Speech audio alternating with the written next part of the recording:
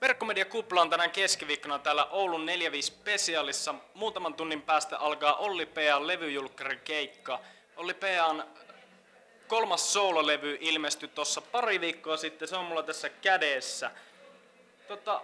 Olli P.A., sun ekasta julkaisusta on kulunut nyt 7 vuotta ja mitä kaikkea on ehtinyt tapahtua siinä ajassa? Miten sä oot muuttunut artistina ja ihmisenä? Ihmisenä on tullut kasvettua vähän aikuisemmaksi ja artistina on tullut tehtyä vaikka ja mitä. Functions-bändin hommat lähti käyntiin pari vuotta se Syke-levyn jälkeen, joka oli mun eka julkaisu. Ja OPP:llä ollaan tehty pari levyä soolona, tää on nyt 3. Functioneilla pari mixtapeä. Hirveän on tullut tehtyä kaikkea ja vielä on semmonen olo onneksi, että mennään eteenpäin koko ajan. Että millainen prosessi tää levyn teko oikein on? Kuinka kauan sulla siinä meni ja miten se sitten eroaa tämmönen soololevyn tekeminen niin kuin noista porukalla tehdyistä levyistä, esimerkiksi niin kuin Functionsien levyistä tai näin? Jokainen levy on yksilö siinä mielessä, että jotkut on tosi helppo tehdä ja jotkut on vähän haasteellisempia. Kyllä mä laittaisin tän sinne puolimatkaan, ei tää ollut mikään vaikea, että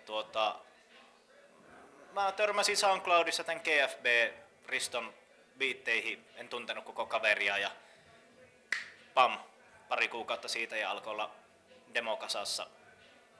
Puolen vuoden jälkeen se demo oli jo ihan levyn näköinen ja mä lähettelin sitä joka paikkaan ja Playground vastasi ja sitten tehtiin koko levy uudelleen ja siitä tuli parempi.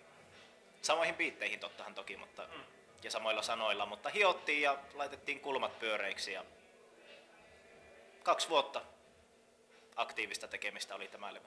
Miten sitten tää niinku biisinteko käytännössä niinku tapahtuu, että kirjoitatko sä niinku yleensä lyriikat ensin, saatko sä beatit ensin vai miten se niinku käytännössä toimii, että niinku se homma, miten se tapahtuu? Se on vähän kaikkea, mutta jos otetaan se yleisin miten mä teen, niin aluksi mä kuulen biitin, josta mä innostun.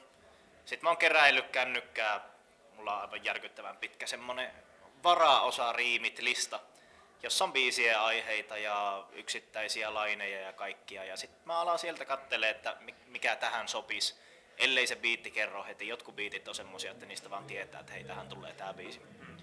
Sitten mä kirjoitan sen biisin valmiiksi, reenailen, teen demon.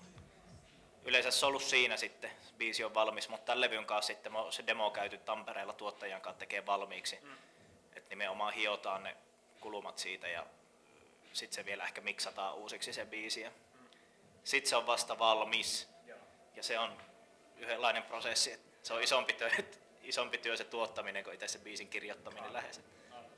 Oikeastaan vähän jatkokysymystä tähän, että miten sitten, onko se vaikea saada sitä levystä yhtenäinen kokonaisuus, kun sullakin on tässä monta tuottajaa ollut takana, GFB mainittitkin jo, mutta sitten on myös Monsterimakke, Smikuuli, Rico Tups, LX Beats, Joniveli ja Sere. Niin miten sitten, että kun sulla on näin monta kaveria tässä takana, että onko se vaikeampi sitten saada sitä yhtenäinen paketti tavallaan?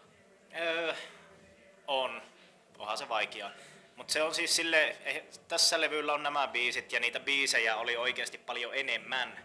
Et ne biisit, jotka ei sopinut tälle levylle, on vielä olemassa ja en mä usko, että ne julkaisematta jätetään seuraavalle levylle tai jotain.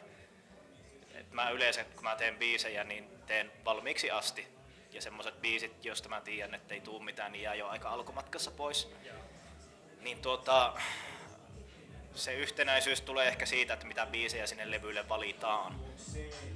Yöllä moni poissaan, ei voi anta meitä, kauluspaidoista tai haalareissa, topelkin taivan rannan maalareitamme kaikki. Meidän lukijoilta tuli kysymyksiä sulle ja valittiin tämmönen Santeri Posio kysyy, että onko suomi-räppäreiden keskuudessa pohjoinen vs. etelä-asennetta vai onko hiphoppareiden välillä automaattinen veljeys? Oletko kohdannut näitä asenteita?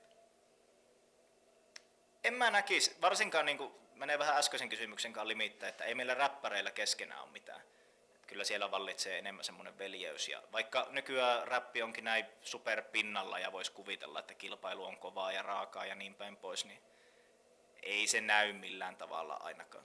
kuuntelijoiden keskuudessa taas sitten siellä, varsinkin nyt kun on ollut mulla itselläkin jotain radiohommia, huomannut tämmöisten suuremman kansan mielipiteet ja kommentoinnit, ja totta kai niitä tulee välillä vähän seurattuakin, niin siellähän on kyllä jo, että oot pohjoisesta tai etelästä, niin siinä on iso ero. Hyvä, että porukalla on mielipiteitä ja keskustelu pysyy elossa, on sekin ainakin yksi aihe, mistä keskustellaan. Tuhalla juona ikkuna jo oma huuruu. Tuntasit ihan jo pisin täyteen vaan